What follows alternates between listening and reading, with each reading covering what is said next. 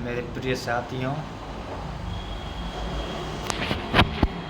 और प्रियजनों या अप्रियजनों, आप इधर आ चुके हैं देखते देखते भटकते भटकते इस वीडियो पर।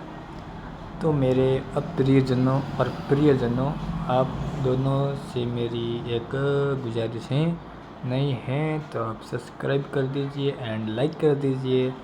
देन मैं आपको इम्पोर्टेंट जानकारी देने वाला हूँ। तो मेरा आपने टाइटल तो पढ़ लिया ही होगा, तब भी आप इधर आए हो। सो अपार क्या है, मैं इसके बारे में आपको स्वचालित जानकारी दूंगा, मतलब मेरी तरफ से आने वाली जानकारी।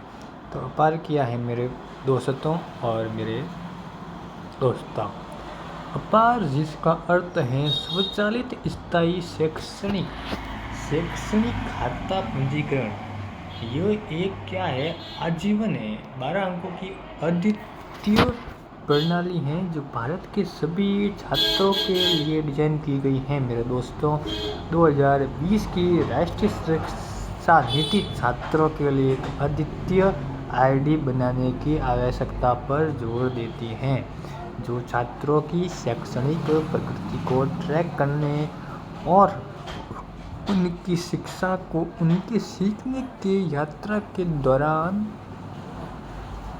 अधिक प्रभावी ढंग से प्रबंधित करने में मदद करेगी। मेरे साथियों, यहाँ तक आपको समझ में आ चुका है कि अपार क्या है। आगे मैं बताता हूँ कि यह डिजिटलीकरण, व्यक्तिगत शिक्षा के सार्वभौमिकरण जैसे व्यापक लक्ष्यों का भी समर्थन करती है, जिसमें स्कूल से बाहर गए बच्चों को स्कूल में वापस लाना और छात्रों की शैक्षणिक राहों में अधिक कुशल हस्तक्षेप को सक्षम बनाना शामिल है। मेरे दोस्तों, आप यहाँ तक समझ चुके हैं अपार क्या है। दोस्तों, मैं आपको अगली जानकारी देता हूँ। डायरेक्ट शिक्षा मंत्री से मैं आपको बता रहा हूँ अपार के बारे में। अपार की मुख्य विशेषताएं। तो मेरे दोस्तों, मैं बताता हूँ अपार की मुख्य विशेषताएं क्या हैं। विस्तृत शैक्षणिक अभिलेख।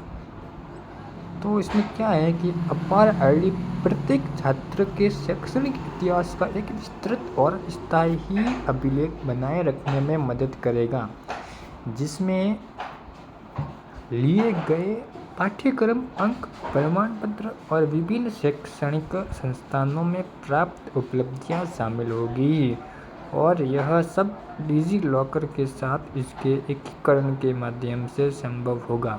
मेरे दोस्तों, तो आपको ये विशेषताएं समझ में आ चुकी होंगी। मैंने बहुत ही गहरी भाव से ऊपर से आपको समझाने की कोशिश की है, तो आप समझ चुके होंगे।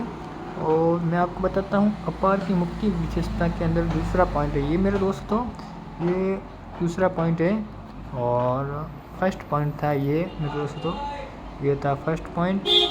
ठीक है दोस्तों, विस्तृत शैक्षणिक अभिलेख। दोस्तों मेरे, अब चलते हैं सेकंड विशेषता पर। सेकंड विशेषता क्या है? पारदर्शिता और जवाबदेही। मेरे दोस्तों, साइड वॉइस आ रही हो तो माफ़ करना, मैं आपको अच्छी से अच्छी जानकारी प्रोवाइड करा रहा हूँ।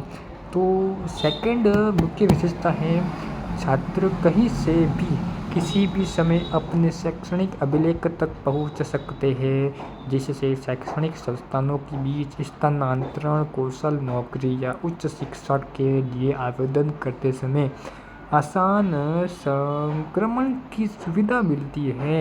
यह प्रणाली छात्रों के शैक्षणिक अभिलेख को वास्तविक समय में अपडेट प्रदान करेगी, जिससे यह सुनिश्चित होगा कि उनकी जानकारी हमेशा नवीनतम और सटीक हो। मेरे दोस्तों, तो आप ये समझ चुके हैं दूसरी भी विशेषताएं। मेरे दोस्तों, तो विशेषताएं बहुत है अपार की, टोटल 49 पेज की है। मैं आपको PDF लिंक मैं डिस्क्रिप्शन में दे दूंगा। सब वहाँ से गूगल ड्राइव से PDF डाउनलोड कर देना। और आज के लिए इतना ही। अगली जानकारी के लिए सब्सक्राइब कर दीजिए। डेली जानकारी मिलती रहेगी, हटके जानकारी मिलेगी और अच्छी मिलेगी और राइट मिलेगी। Bye bye.